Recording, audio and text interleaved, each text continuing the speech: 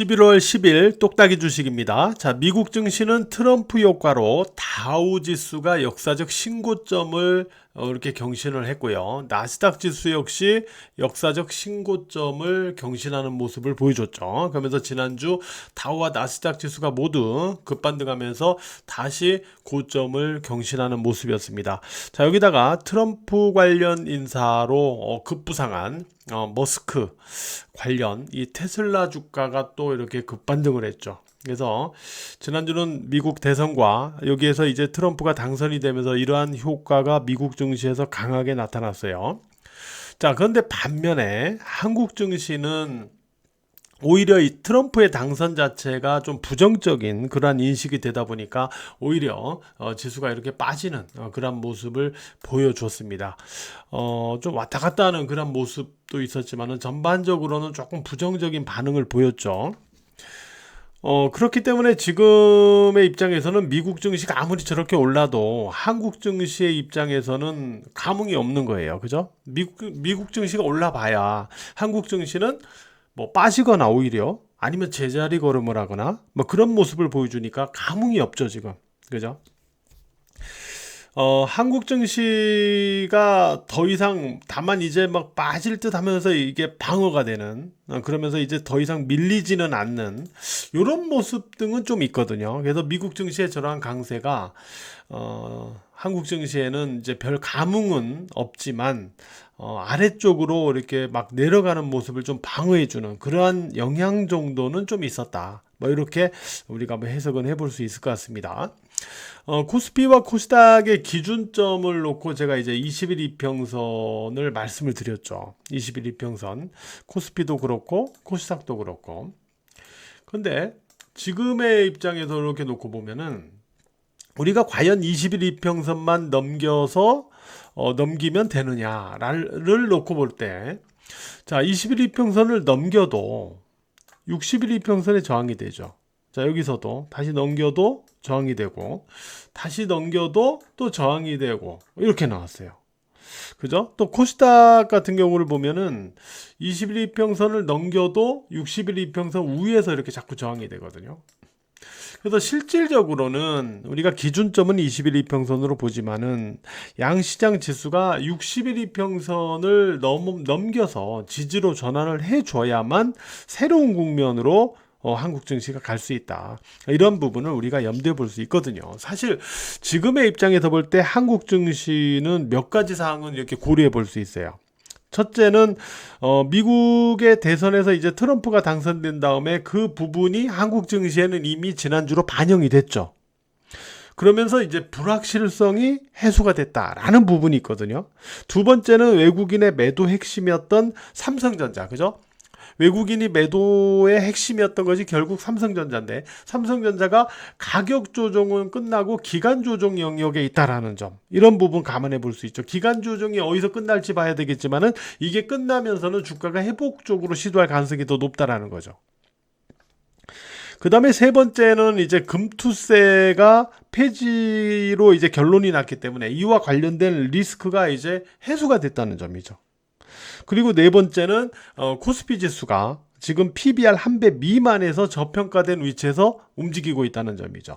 이런 부분을 감안해 볼 때는 한국 증시도 물론 지금 미국 증시를 마냥 부럽게만 쳐다보고 있지만 한국 증시도 당장은 아니더라도 머지않아서 또는 내년으로는 어느 정도 움직임을 좀 만들어줄 수 있는 그러한 여건은 있다라고 보거든요. 물론 우리가 이제 환율이라는 부분이 또 최근에 1,400원 쪽으로 이렇게 올라가면서 말이죠.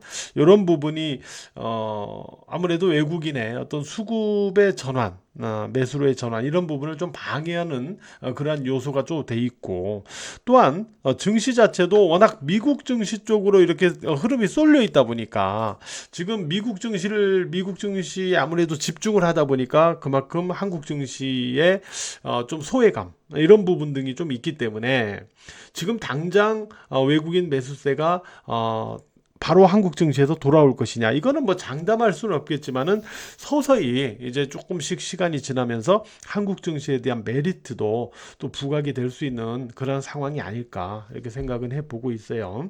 왜냐하면 우리가 아까 코스피 지수나 코스닥 지수가 60일 이평선 위로 올라가야 되고 막 이런 얘기를 하잖아요. 기술적인 부분에서. 근데 그렇게 가기 위해서는 실질적으로 지금 국내 증시 내에서의 국내 유동성 자체가 부족하거나 제한적이기 때문에 실제로 저런 흐름을 만들면서 한국 증시가 올라가려면은 실질적으로 외국인 수급이 매수로 돌아와야 됩니다. 그래서 이제 이런 부분은 우리가 따질 수밖에 없는 건데 어쨌든 당장은 이제 환율적인 부분이나 미국 증시에 쏠려 있는 부분 뭐 여러 가지 또 트럼프 당선과 연계된 부분 이런 부분들 때문에 당장은 아니더라도 아까 말씀드린 몇 가지의 그런 한국 증시가 현 위치에서 갖고 있는 또 메리트가 있거든요. 그런 부분도 감안해 보자라는 말씀을 좀 드렸고 그래서 머지않아 좀 돌아오지 않을까 이런 생각은 좀 해보고 있어요. 또 한 가지 우리가 그 지난주에 보면은 그 트럼프 악재로 이제 2차 전제고 반도체, 2차 전제하고 반도체, 바이오도 일시적으로 좀 하락을 했었는데 전반적으로는 2차 전지, 반도체 이런 쪽이 하락을 했잖아요. 그러니까 막연하게는 이제 악재로 봤죠. 막연하게는 악재로 봤죠. 왜냐하면 한국은 주 수출이 아무래도 이 중간재 쪽이다 보니까 미국이 중국을 강하게 견제를 해버리면 중간재를 수출하고 있는 한국의 입장에서는 악재다. 이렇게 막 보는 건데, 근데 또 일부에서는 또 다른 시각이 또 나오고 있어요. 그게 뭐냐면은 특히 한국이 중국하고 경쟁이 심한 분야들이 있잖아요. 그죠? 뭐 2차 전지, 반도체, 그러니까 2차 전지 배터리 쪽, 반도체, 조선, 뭐 바이오, 뭐 이런 쪽에서 어느 정도 경쟁이 심한 쪽들이 있잖아요. 그죠? 이러한 부분에 대해서 트럼프가 중국이나 중국 제품 등을 강하게 견제를 해주게 되면은 오히려 한국 제품이 반사이익을 얻을 수 있다. 뭐 이러한 시각들도 이제 서서히 좀 나타나고 있거든요. 뭐 이런 인식이 높아진다면은 이제 한국 증시가 지금의 위치에서 하락보다는 좀 반등 시도 쪽으로 움직일 여지도 뭐 틈새를 그렇게 찾아가면서요. 여지도 있다라고 볼 수도 있거든요. 왜냐하면 지난주 2차 전지가 트럼프 악재로 빠졌지만은 금요일장에서는 또 반등 시도도 있고 그랬거든요. 그죠? 그래서 이러한 2차 전지나 반도체, 조선, 바이오 일부 이런 쪽에서는 오히려 중국의 트럼프의 견제가 한국에는 반사이익을 얻을 수도 있다라는 이러한 인식 이런 게 어느 정도 틈새로 나타날지가 이제 이번 주부터는 한국 증시에 있어서 또 살펴볼 부분이 아닌가 이렇게 생각이 됩니다. 그리고 2차 전지 쪽하고 우리가 이제 2차 전지 쪽에서 볼 때 이제 대표적으로 이제 에코프로 이런 종목들을 보잖아요. 그죠? 에코프로 이런 종목들을 보는데, 이런 종목들을 볼 때, 이게 관악폭이거든. 이게 사실 고점에서부터 빠진 형태를 이게 월봉 차트인데요. 엄청나게 빠져내려온 거죠. 그죠? 그리고 반도체도 그렇고요. 그래서 2차 전지하고 반도체는 사실상 관악폭 섹터입니다. 또 이 두 개 섹터는 내년도에 턴 어라운드를 기대해 볼 수 있는 또 업황을 갖고 있거든요. 그래서 2차 전지와 반도체, 왜냐면 한국 증시가 살아나려면, 특히 코스닥이 살아나려면 2차 전지와 반도체가 죽어서는 살아날 수가 없어요. 자, 그런데 얘들이 관악폭에서 내년도 턴어라운드 기대감을 갖고 있거든요. 그래서 연말 연초 구간으로는 좀 주목을 해볼 필요는 있다라고 생각을 해요. 물론 이쪽으로 외국인 수급이 역시 좀 들어와야 됩니다. 네, 그런 모습이 들어올 때 뭐 타이밍을 우리가 봐야 되겠지만은 어쨌든 그런 부분도 향후 한국 증시가 계속 이렇게 부진할 것이냐 아니면 좀 살아날 수 있을 것이냐라는 점에서 좀 살아날 수도 있지 않을까라는 기대감을 갖게 만드는 부분 중에 하나가 아닌가 이렇게 생각을 해요. 자, 조선주는 제가 목요일 날 방송에서 자, 금요일 날 추가로 오르면 단기 매물 소화가 있을 수 있습니다 라고 말씀드렸어요. 그죠? 그런 모습이 있었죠. 그러나 또 한편으로는 단기 매물 소화를 거치더라도 쉽게 꺾이진 않을 겁니다. 라고 얘기했거든요. 뭐 그럴 수밖에 없는 게 트럼프가 지금 한국의 조선 산업에 구원 요청을 하는 거잖아요. 특히 미국의 이 군함과 관련된 쪽에서 이게 구원 요청을 하는 거니까 이런 게 앞으로 또 한미 정상회담이나 이런 부분에서 또 논의가 될 거고 이러면서 이 조선 쪽은 아무래도 그런 부분들이 계속 이어질 가능성이 있으니까 여기서 다 올랐으니까 단기 매물 소화를 거치더라도 또 쉽게 이게 죽진 않는다. 이런 마인드에서 봐야 되거든요. 특히 군함과 미국 군함과 관련된 종목들, 그러니까 삼성중공업, HD 현대중공업, 그리고 한화오션 이런 종목들이 특히 주도 축에서 움직이면서 말이죠. 그렇게 될 가능성이 있다라고 볼 수 있겠고요. 그 다음에 바이오는 좀 지난주 왔다 갔다 했는데 그런데 금요일날 알테오젠이 강하게 올라가면서 고점을 경신해 버렸어요.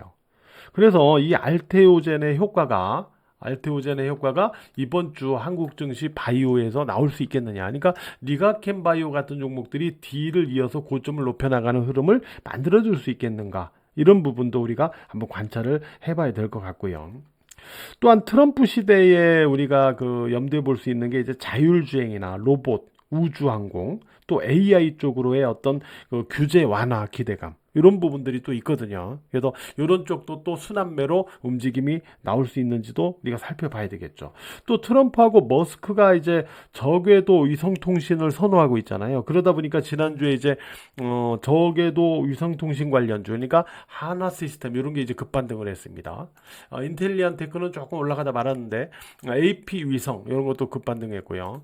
또 라이콤도 좀 올라가다 주춤했고 한화 에어로스페이스도 좀 올라가다 주춤했죠. 그래서 요 한화 시스템하고 AP 위성이 이제 저궤도 위성 통신에서는 좀 급반등을 했는데 나머지 인텔리안 테크나 라이콤 이런 종목들이 특히 인텔리안 테크 이런 종목들이 후발로 움직일 수 있는지 이런 것도 좀 관찰을 해볼 수 있겠고요. 반도체는 뭐 무엇보다도 삼성전자가 살아나야 됩니다. 그죠? 삼성전자가 살아나야 된다. 이렇게 생각을 하긴데 삼성전자는 지금의 입장에서는 자 지난번에 말씀드린 대로 주가든 5일 이평선이든 외바닥에서 올라가는 시도였다가 지금은 쌍바닥 위치는 됐어요. 그러니까 이게 20일 이평선으로 탁 치고 올라가 버리면 이건 쌍바닥이 되거든요. 주가 그 다음에 5일 이평선의 쌍바닥이 되거든요. 이때보다는 일단 실질적으로 이렇게 좀 반등 시도가 나올 가능성이 더 높아지는데 물론 여기에서도 외국인 매수가 들어와야 됩니다. 그래서 21일 이평선 위에 올라서고 외국인 매수가 들어올 때 삼성전자는 뭔가 변화를 기대해 볼 수 있다 라고 말씀을 드리는 것처럼 근데 기술적인 부분에서는 일단 21일 이평선 넘기면 이때보다는 더 반등의 의지가 여기서 더 쌍바닥 개념에서 더 강해질 수 있다. 이렇게 볼 수는 있다라는 겁니다. 이런 부분도 좀 체크를 해보도록 하겠습니다.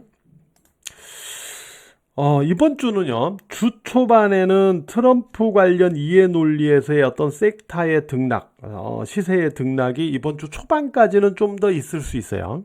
그러다가 주중 후반부터는 서서히 트럼프의 영향권에서 좀 벗어나는 그러한 한국 증시의 흐름이 나타나지 않을까 이렇게 예상을 하거든요. 이런 모습도 염두해서 한번 이번 주 흐름을 지켜보도록 하겠습니다.